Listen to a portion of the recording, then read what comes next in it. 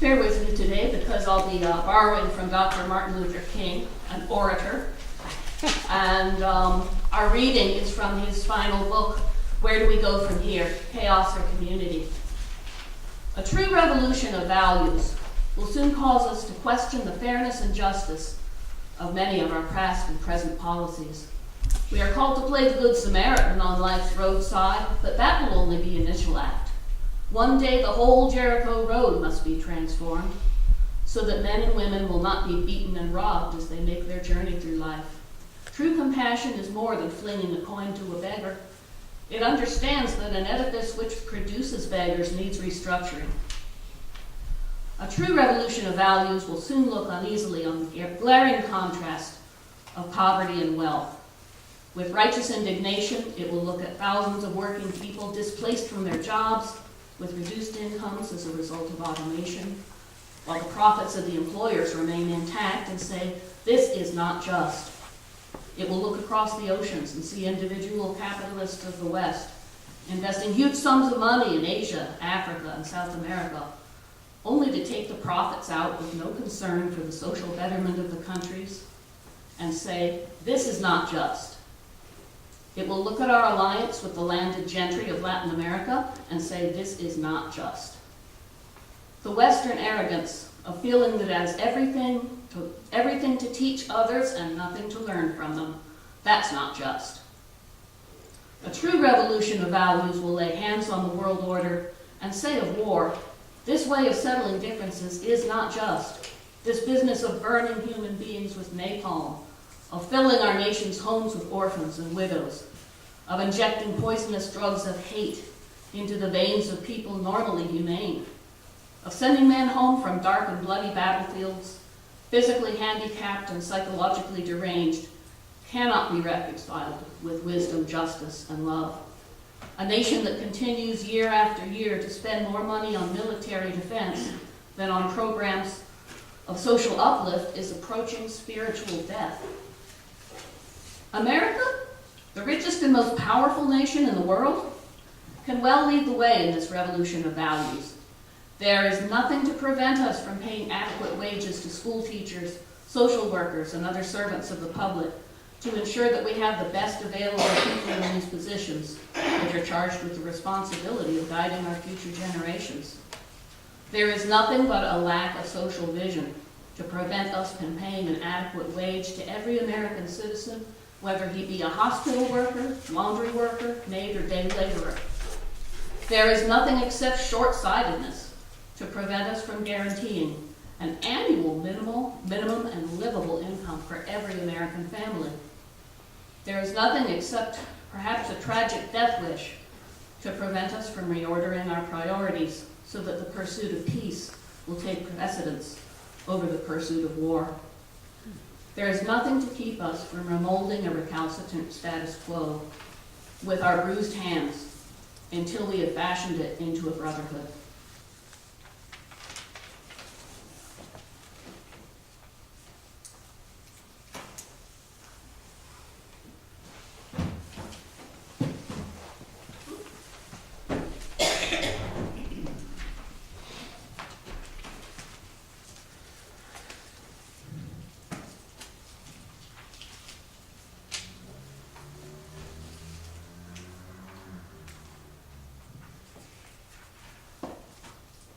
It's hard for me to get at why poverty and inequality just drive me to righteous anger, I hope. Because so many people in the world, and I'm not speaking of anyone in this room, are indifferent, or they play the game of competition and looking out for number one.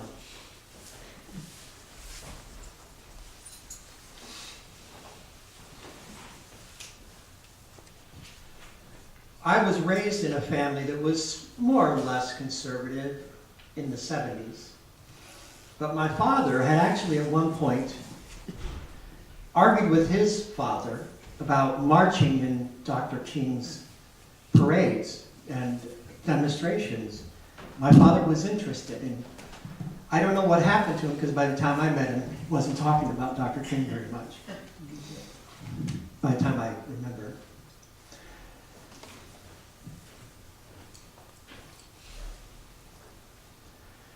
I might trace it to what it was like for me in my early 20s.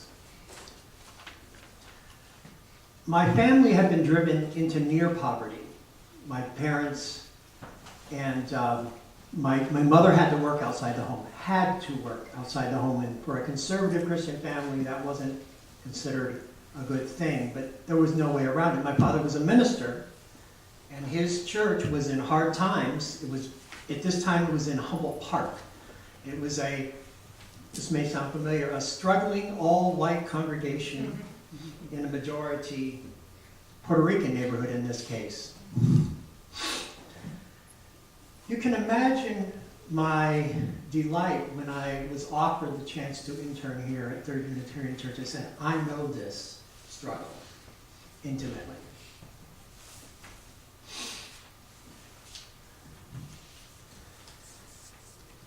And as my family sunk closer and closer to poverty, and as I was reaching the age of going to college, there was no support. My family was simply unable to make it possible for me to go to college. After high school, that first semester, where all my friends were freshmen, I was working at McDonald's.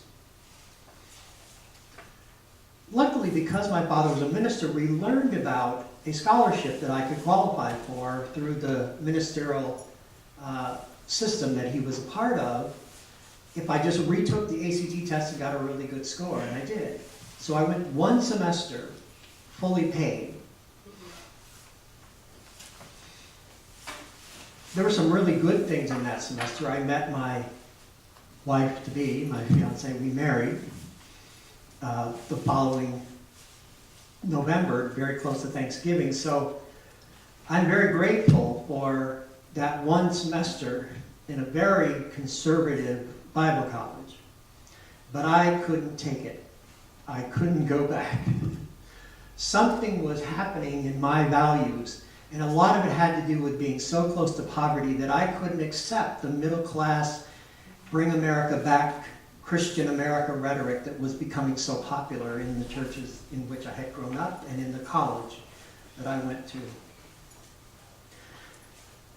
I was still a Christian, so I eventually found my way to a Christian commune in Evanston, known as Reba Place Church. I took my wife and my infant daughter, who is now no longer an infant, who's here with us this morning. And for 9 years, I lived in a communal setting. I never gave them all my money. I rented from them and worked jobs, variety of jobs. Actually went back to college for a couple of years, but ran out of money again, so I dropped out again. I am standing here before you as a 4-time college dropout who is now in seminary. And after I graduate in May, I may go back and finish that undergrad degree in political science that I was working on. But for whatever reason, ministry was way more powerful in its pull than political science. And believe me, my political science interest arose out of my deep concern about injustice and poverty. I wanted to know how to be an activist, I wanted to know how to change the world, but I missed the 60s. I was a baby when the 60s were going on. I didn't know how to, and the movement kind of evaporated. Y'all may remember that better than me. After Nixon won 2 elections and Vietnam was settled, sort of. The new left just kind of disappeared, at least. And I found them, they were in the colleges that I attended occasionally. I found professors who still held the true light in their hearts that we're going to change the world. But the 80s and the 90s kind of discouraged a lot of people. Like, what's going on? Progress seems to be going backwards. I don't think I'm the only one who feels that way about the 80s and the 90s. A few years ago, I Well, let me say, in the mid-90s, I did identify as a socialist for the first time. I had always been opposed to capitalism, but that S word was scary. It meant communism, it meant totalitarianism, it meant Stalin and Big Brother. That's how I've been raised. But I happened to meet a few real-life socialists, one of whom was a college professor, actually a couple of whom. And I said, maybe this isn't so bad. So when the Berlin Wall fell and the Communist Party of the USA split into two factions, one of which had included a woman I admired, which was Angela Davis, I joined what was then called the Committees of Correspondence. Because I wanted to figure out how to be an activist. I wanted to figure out how to change the world. It seemed impossible, but these people seemed to believe in it. And so for the past, that was 94, so for the past 2 decades, I have been involved in various attempts to reorganize a movement against poverty, inequality, and justice. And now at the ripe old age of 55, almost, I'll be 55 in March, 54 and a half plus. It's easy to see that I may not see the fruit of that passion for inequality, against poverty and against inequality, for a world order that is egalitarian and just, that I may not see that come to life. And so I have turned in recent years to those who are younger than me. My passion for young adult ministry is tied up with my passion for changing the world, because in a real sense, I'm not young enough to change the world anymore, but maybe I'm called to help others younger than myself find each other and begin to change the world. And I am a member of a couple of organizations that are mostly young adults. In fact, a Pew survey during the Obama administration found, and this was after the 2008 mortgage crisis and the banking crisis, and everybody was like, what happened to the system? We thought it was working fine. Many of us knew it was not working fine, but nevertheless, it was a wake-up call. And the younger generation, by the largest margin ever, endorses some kind of socialism. What that means is going to vary from person to person, because the socialist movement has been pushed into a corner by the economic policies and the economic realities of the 80s and 90s. So last week, when we heard from Dr. Ansel about the death gap, the way that concentrations of poverty in our city, and it's not just our city, lead to enormous inequalities of life expectancy. And it isn't just all gunshot wounds. In fact, that's a small percentage. It's chronic health conditions which most people in better neighborhoods with less poverty survive, but in a poor neighborhood like Austin, they don't. We know this. We know that in Oak Park people live into their 70s, but in Central Austin they live into their 60s. It's almost a 10-year gap. And we all, if you were here last week, you heard all these, and these are chilling statistics. Now, I'm not here to tell you anything most of you don't already know. Some of you have been fighting for this a long time. Some of you have been discouraged a long time. And I know that feeling too. And to me, the hope is in the young adults. I first began to realize how powerful this was when the Occupy Wall Street movement began. New York City was turned on its head for a few weeks.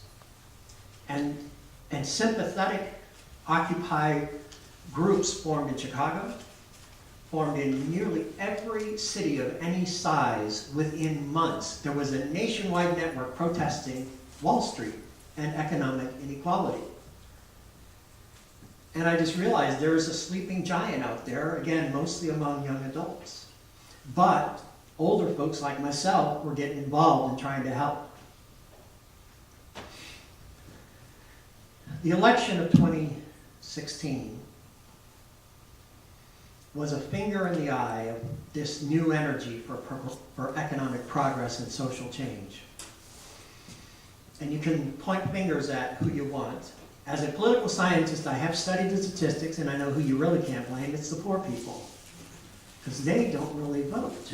Even the white working class male hardly ever votes. The majority of them do not. So, not to make an excuse, but the forces in our world, and we need to remember that Trump was just the latest in a conservative turn, which actually began in parts of Europe and even in the Arab Spring, if you remember the Arab Spring, and there was this shift of power in Egypt and in Tunisia, and most of those uprisings that were based on economic justice to a large degree were all turned back. There is a force in this world, and I hate to name it, but it's the capitalist ruling class. They know how to buy government. They got way more money than the rest of us, and they can force the government to play by their rules. There's a term for that called plutocracy. So I became a minister rather than a political scientist, although I think I'm still going to always be a political scientist, because the political scientists do great work and they write amazing books, but then nobody reads them because they charge academic rate for those books. I wasn't going to let that happen to me. I wanted to be out in the communities, working side by side for those who were struggling. And I believe that that spirit is alive here at Third Unitarian Church.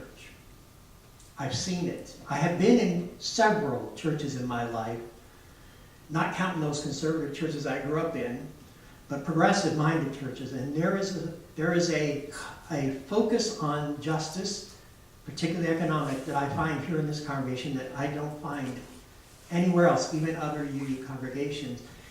And I know that we're facing hard times. Y'all have been facing hard times long before I showed up. But I believe in what this church is and what it can be. And I believe even in bigger visions. And sometimes I think the way out of being stuck with the small details of life that are telling you it's not possible, you can't go forward, is to just lift your eyes a little bit higher. To just sight a bigger vision and say that what I value and care about is way more important than this small stuff. And then we take care of the small stuff, but with our bigger vision in our sight. Sorry for preaching for a minute there. Oh, that's why I'm up here.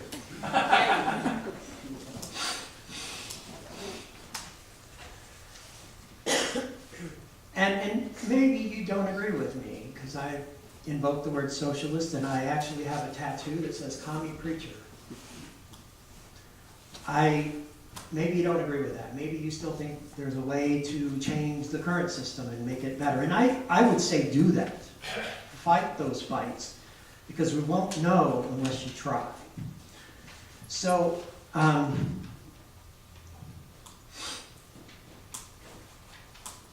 apologize for a minute here.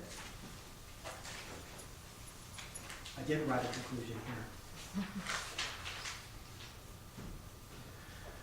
So whether you understand yourself as a reformer or a radical, when it comes to the matter of economic injustice and inequality and poverty, everyone has a role to play in making our world better. And we can only follow our own conscience in a certain sense. I may think some ideas are wrong, and you may think my ideas are wrong, and that's okay. Because I think if we work together and we talk together, we can find hope, we can find strength, and we can move ahead as we face the challenges which Dr. King laid out for us in the reading that Johanna gave us. It's interesting, even though that was written in 68, because he died not long after that book came out, or maybe it came out after he died, was shot, murdered by the system. That those words from 1968 still sound like today, almost all of them.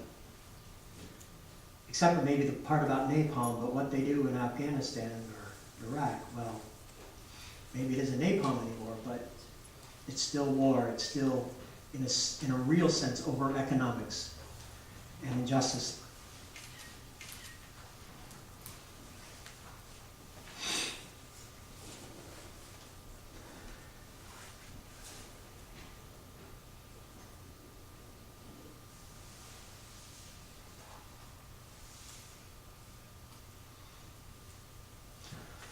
A true revolution of values looks uneasily on the glaring contrast of poverty and wealth.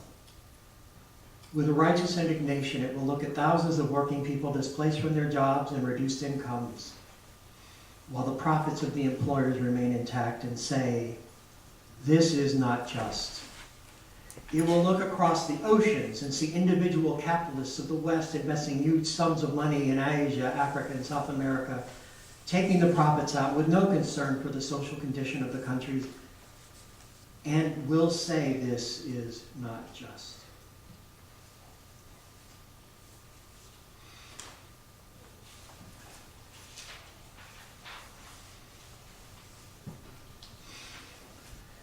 Y'all may have noticed that almost every time I preach, I sing hymn 123.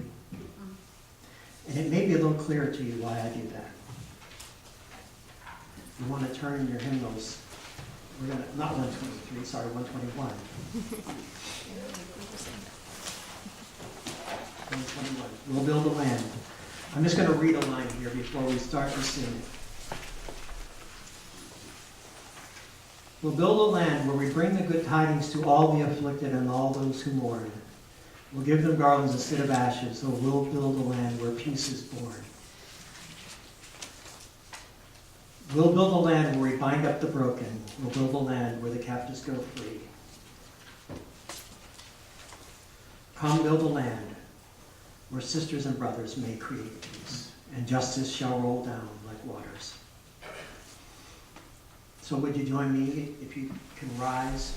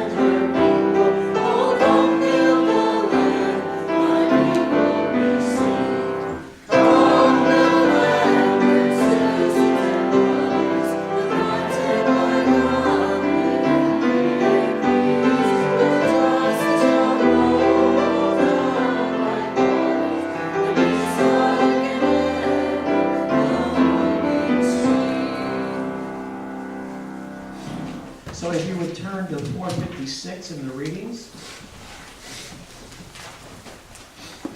Read with me our extinguish the chalice. We extinguish this flame, but not the light of truth, the warmth of community, or the fire of commitment. These we carry in our hearts until we are together again. May the love that gives life its beauty, the reverence that gives life its sacredness, and the purposes that give to life its deep significance be strong within us, within each of us, and lead us into ever-deepening relations with all of life. Amen, Ashe, and blessed be.